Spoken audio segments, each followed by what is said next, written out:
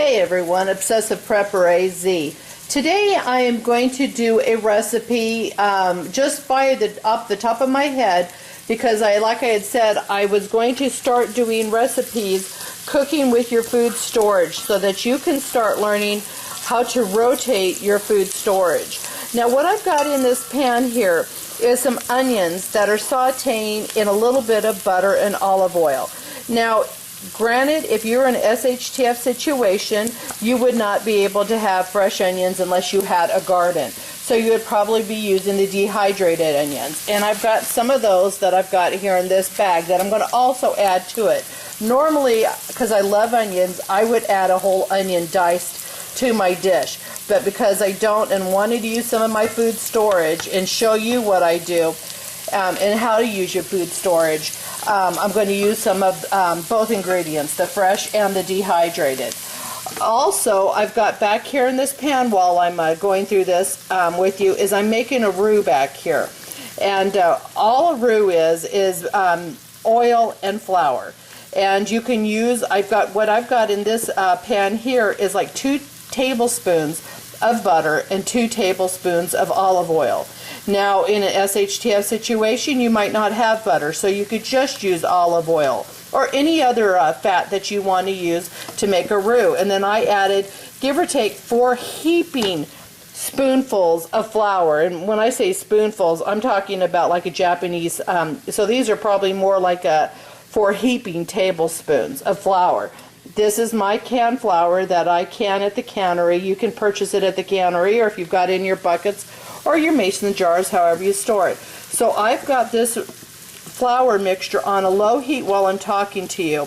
And all you do with a roux is you're browning it. You're cooking the flour taste out of your flour, and then what I'm going to do is I'm going to add my roux to my liquid mixture that I've got over here once I get this going. So I'm going to turn this down just a teeny bit and walk through what I've pulled out. Now this, by all means, you don't have to use all this. I am just trying to show you being able to use some of your food storage. So clearly I've got salt and pepper in the background, my dehydrated onions that I showed you. This is the canned chicken. Like I've made it in many videos, I love my canned chicken. Makes a meal so easy. So, you know, other than this video takes time showing you, you can throw this meal together so quickly. I've got a jar of pimentos, some cooking sherry. This is dehydrated, or excuse me, freeze-dried celery. Now, if you don't have celery, fresh celery, you could always use your freeze-dried or your dehydrated. Dehydrated is going to take a little extra time to reconstitute, where that's the difference between your freeze-dried and your dehydrated. Dehydrated takes a little extra time, whereas your freeze-dried just instantly pops up. But if you don't have that, by all means, use celery salt or celery seed in your mixture. This is freeze-dried bell peppers. This is my dehydrated frozen corn, peas, green beans, and carrots. And I've got a dehydrated video on how to dehydrate this mixture. And I'm going to use that in there. This is freeze-dried mushrooms, garlic salt. I've got some chicken stock here that I keep in my food storage. If you don't have chicken stock, by all means, use chicken bouillon. This is the powdered form. I love this chicken bouillon. I use it in everything. So instead of using chicken stock, and I may very well use some of my canned stock, some water, and some of this, because I really like the taste of this Knorr chicken stock. Some evaporated milk, and then also some nutmeg. Now in the evaporated milk, like I've showed you, you could use powdered milk. You can, you know, this is something that we're just trying to use our food storage. So, you know, just if you don't want any of these ingredients and you've got frozen and you don't want to use your dehydrated stuff or your freeze-dried, by all means use it. I'm just trying to show you how to turn and rotate your food storage. On a meal like this, you know, I'll probably end up adding some of my fresh half and half that I've got in my refrigerator. You know, because you can make a great meal with food storage, but you know, also, you know, using fresh creams, things like that is, you know, makes it just pop. So I will add that to it. So anyways, I'm going to go ahead and mount my camera and I will get back with you. Okay, so I've got my onions that I've already, this is a half an onion that I have put in here of just fresh onions. And like I said, if you don't have your onions, by all means, use your dehydrated dry onions here. So what I'm going to go ahead and do is on my mixture here, I'm going to add some cooking sherry. Now, if you don't have cooking sherry, what I'm adding to this mixture is probably give or take a 1/4 cup of cooking sherry. Not a whole lot, because you don't want your entire meal to taste like cooking sherry. And all I'm going to do is I'm going to cook this on high. I'm going to call it a minute while I keep talking to you here. So I'm just cooking some of the alcohol out of the sherry. Not a lot, just a little bit, because I do like that sherry taste. Okay, so what you've got is your onions going to town here. I'm going to add some salt and some pepper. You notice I've got huge containers of salt and peppers and garlic salt. I use the heck out of all my seasonings. I cook all the time, so I don't even waste my time with small containers. Now this is Lowry's garlic salt. Now I've showed you all in videos and past videos. This is one ingredient I use all the time. Now there's people out there that'll say, oh, you need garlic powder, whatever. That's what I use. I love it. Okay, so I've got my temperature up here. So I've got that all cooking and my sherry going to town. And what I'm going to do now is this is my chicken. I canned this in July. And I'm going to go ahead and open up my chicken. And I am not going to drain my broth. Now what you want to do is when you've got your products like this, smell it. Before you pull it out, look at it. Make sure that your cans are good. Now, if this was bad, obviously my cap wouldn't be solid sealed, but you would see air bubbles and activity going on in your jar. And if that's happening, no good. Get rid of it. So all I'm going to do is I'm going to add my chicken to my broth here. My onions here. Crunch it up a little bit. Okie dokie. So I've got that in there. I'm going to turn my heat up just a little bit more. I'm going to rinse my jar while that's there. So anyways, like I've said, there's several canning videos out there on how to can your chicken. I've got a video on canning pork. I'll probably do one of just the chicken here directly because I use my chicken all the time and I rotate the heck out of it. Now if you notice, now don't mind my hands. My hands are clean. Anybody that knows cooks will cook with their hands. What I want to show you is this is a piece of chicken. Now I can my chicken pieces in decent sized chunks because what'll happen, excuse me, let me get rid of that phone call.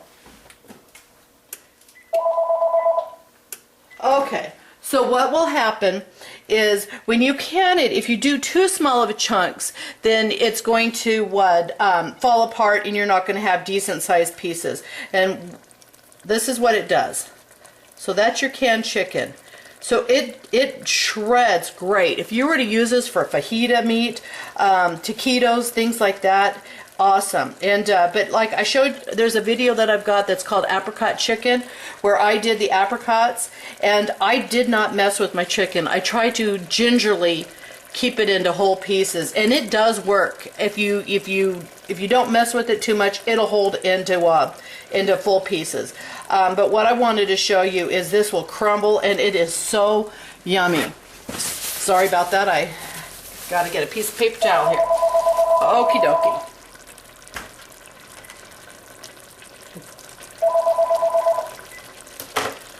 Alright, so I got my chicken going here. And then what I'm going to do is I'm going to go ahead and add some of my chicken stock. Now I do not, I always say I'm the worst cook because I can't tell you exactly all ingredients. I do by feel, I do by taste. I can just kind of show you the guidelines. It's more or less a guessing game for me. So I'm going to turn this off. Clearly somebody's trying to get a hold of me. Let me get right back to you. Sorry about that. You know, it's funny because if I'm not doing a video, my phone will never ring all day long. Second I do a video, the phone rings. So I should probably just take it off the hook. I turned my cell phone down. Nobody ever calls me on my landline. Goes to figure. Okay, so what I did is I've got 2 cans of chicken stock in here. So I'm going to just start with 2 cans of chicken stock. Now what I'm going to add is one of my little jars of pimentos. Now you don't have to use pimentos. If you don't like them, don't use them. So I've got my pimentos in there. Now on all chicken a la king recipes, they suggest mushrooms and they suggest bell peppers. Well, you know, whoop, that was my celery opening up there. I'm going to add a little bit, not a lot. I'm going to call it probably a teaspoon of celery. And that's my freeze-dried celery that I'm adding to it. And then on the bell peppers. And this, if you hear me open these jars, these are jars that are sealed by my FoodSaver, the little cap that goes over the top of it. So take a listen to this. I tell you, that FoodSaver sucking the air out of it is awesome. Okay, I'm not a huge bell pepper fan, but you know, making chicken a la king, I'm going to go ahead and add them. So all I'm going to do is crunch them up in here. And that was probably just a tablespoon of bell peppers, because I don't like a ton of bell pepper. All right, now what my whole intention of doing this video is using the foods that you dehydrate. Now this was my mixed vegetables, and I've got a video on using your dehydrating mixed vegetables. And you can see it's got the peas. I buy the huge bags of mixed vegetables frozen, and then I just dehydrate the heck out of them. And then I store them in Mylar bags or your mason jars, a little bit of everything. So that was probably a quarter of a cup, a half a cup. I'm going to call it 3/4 of a cup of mixed vegetables, because that 3/4 of a cup, when it is reconstituted. Sorry about that, the camera went dead. I'm not doing a very successful filming day today. I have to crack up. There's been like a couple things that have happened in this video. So anyways, I had said that I had put 3/4 of a cup of my mixed vegetables in there. In the meantime, from the camera running out, I ended up putting 1.25 cups of my mixed vegetables in this mixture. So I ended up having 2 cans of my chicken stock. I also added 1 cup of water, and then 1.25 cups of the dried mixed vegetables. And then I also reviewed back on the video. I had said that I put like a tablespoon of the the bell peppers. It was I'm going to call it 1/4 cup. I was wrong on that, but it was a tablespoon of the celery. And then I also went back and added probably a small palmful of mushrooms in here. So again, when you're making, cooking, there's recipes and guidelines, but it's always to your taste. It's what you want. Like I said, I'm not a big fan of dehydrated, bell peppers. So I just put a little bit into it. And then the mushrooms and the celery, and then my mixed vegetables. And I added extra of the mixed vegetables just for the sole fact that I like mixed vegetables in my products. So anyways, I'm going to go ahead and put the lid back on this and let it still reconstitute. And then also, this is my roux that I've got going on, and it's probably like, I'm going to call it like a light tan color. And I'm going to just still leave this on a medium, I'm going to call it a low setting while this is still cooking. And that's that. Now I'm going to also turn this over, because it's one of those things where I love to show this.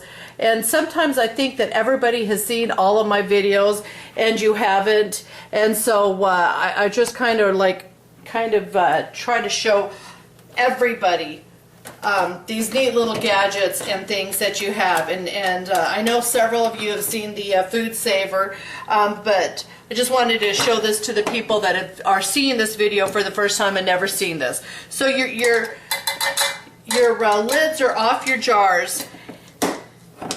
This little thing goes on the top with that little metal tin. And what you do is you put this hose on. you lock it down, and you push your canister. So what ends up happening is this will suck every little bit of oxygen out of your jars. So when you heard me pull that lid off and that popped, it's because it had no air inside of your jar. And if you have a FoodSaver, if you don't, I say that this is everybody's, every prepper's little dream. And if you're not a prepper, just for storing your food and having it last longer, so much nicer. So that is completely sealed. So then all you've got to do is throw your band on it, put it on your shelf. That's not sealed, so we're going to put it on. And then also there's two different sizes to this. This is a wide mouth jar, and this is your regular mouth. They make the wide mouth lid, and then they also make the smaller one for your regular mouth. So that just pops on there. When this gets done, I'm going to go ahead and do my rest of my jars. They'll go on my shelf, and that's what keeps your oxygen out, and that's what keeps them to be able to store longer. So I'll get back to you once this is done, when I'm ready to add my roux, and when I'm ready to add my cream to this mixture. Okay, everybody, it's been about 30 minutes now, and the reason why I have gone a little extra time is before I forgot to mention that when you're using dehydrated vegetables, one, they take longer to reconstitute, whereas freeze-dried vegetables are just puff up and are instantly rehydrated. But when you're dehydrated vegetables, it takes longer to reconstitute. Also, you do not want to add salt. And I got into the cooking motion, and I know better, but I forgot. And anyways, when you're cooking with dehydrated vegetables, if you have salt, it hinders from your vegetables reconstituting. So it's better to add your salt at the end. That being said, doesn't say that they won't reconstitute. It just takes longer for them to do so. So it was give or take 30 minutes. So that's where I'm at here. And so just for you to see, I've had it boiling. So I'm going to go ahead and get back over here and then show you what I've got going on at that point. So on this back burner here, I have got my rice, and then that's another one of your storage items to use. And then what I will do is pour over the top of the rice. Now, if you've got egg noodles or biscuits or whatever you want to use, I like it on top of rice. I store my rice. Again, I assume that everybody sees all my videos, and I have people that come back to me and say, why don't you put the stuff in, Mylar bags, one thing or another. So I'm going to state again. I use my stuff in mason jars because I can see it. So what I do is, this is stuff that I use on an everyday basis. Now, I've got my other containers full of Mylar bags, my FoodSaver bags, things like that. So when this gets empty, I'll go out, I'll get one of my bags, and I'll dump into this. So no, I do not store everything in my mason jars, just to clarify, because like I said, I have several people watch the videos and ask, why don't you use Mylar bags? I do use Mylar bags. I do store things in 5-gallon buckets also. So I do across the spectrum. I just think that you're guaranteed, if something was to go wrong, you would be safe in one section. So rats can't chew into your mason jars. They can get into your Mylar bags and your FoodSaver bags. Pet Prepper just did a video where she came to visit her fiance's parents here out in Arizona, and she left, and she had all of her her corn feed in a bucket. She gets back home and something's gotten into her bucket, and so she says she's going squirrel hunting. She found out it was a squirrel, so she's going to go squirrel hunting and make some squirrel stew or something. But that's just one of the things that you can have animals and bugs get into your things. So I just kind of do across the board kind of spectrum. So I've got my rice in my saucepan back here, and then also I had showed you that I've got my roux going. So what I'm going to go ahead and do is I'm going to add some of this roux to this mixture, and what I'm going to do is this will thicken this up. Now, the only other ingredient that I'm going to add, I didn't pour all of this in here because I'm going to use it as needed. The only other ingredient that I'm going to add to this whole mixture is my evaporated milk. Like I said, if you've got whole milk or 2% or whatever you want, go ahead and add that into it. I'm trying to show you how to use your food storage and have it turn out yummy. By all means, if you want to add some whole milk to this, or half and half, which I'm probably going to. I'm going to go ahead and get it now. I'm going to add just a little bit, just for the extra flavoring. But you know, in a pinch situation, your evaporated milks, things like that, I'm telling you what, it's awesome. You do not have to go this extra step by all means. It's just what I'm doing here. All right. So I'm at the point where it's one of those things where now it's just up to the consistency of what you want. So I think I'm going to go ahead and add a little bit more of my roux. Now you know that when you're using roux, flours, things like that, it has to get to a boiling state. Otherwise you really don't know how thick it's going to be until it gets to boiling. So let's get it up to a heat where it's going to start boiling so you can see. Hi, my little prepper baby. Oh, hi, babe. He's being funny. He loves it. Like I said, since I started making these videos on how to use your food storage, he kind of like says, you know, can't wait for doomsday because he's going to be the best fat-fed person there, you know. But as I've stated in all my videos, I mean, honestly, this is not, I don't food prep for a doomsday SHTF situation. I prep for every day and for anything that can possibly happen that comes to you. We right now, today, New York, Maine, the upper areas of our country are just getting slammed right now with a major storm. And you know, unfortunately, New Jersey and those people that already have lost their houses, that are living still without electricity, things like that.